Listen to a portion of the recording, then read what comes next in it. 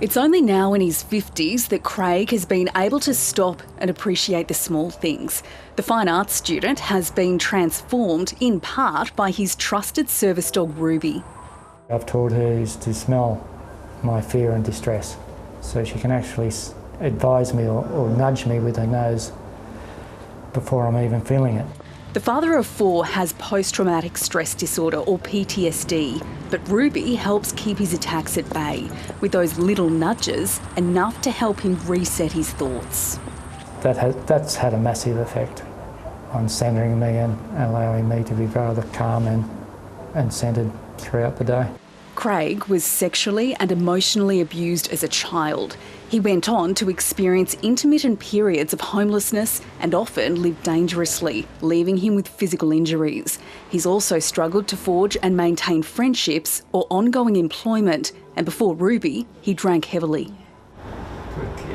We were hoping that if you did it long enough and hard enough that the pain would leave you permanently by unfortunately dying. Authors of the Australian Child Maltreatment Study want to prevent more stories like Craig's. Researchers surveyed 8,503 people aged over 16, finding 62% said they'd experienced at least one form of maltreatment in childhood, including 39% witnessing domestic violence, 32% being physically abused, 30% reporting emotional abuse, 28% experiencing sexual abuse, and 8.9% who said they'd experienced neglect. When we saw those findings come up in our internal meeting after the data collection, the air went out of the room. It's shown that child maltreatment is very strongly associated with adverse mental health outcomes.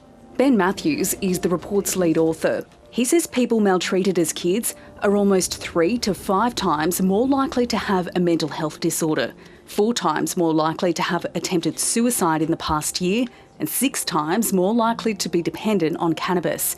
He thinks the findings prove the need for radical change to prevent harm. Look, the key finding, unfortunately, is that child maltreatment in Australia is widespread, it's harmful, and it really needs a national, coordinated, sustained response.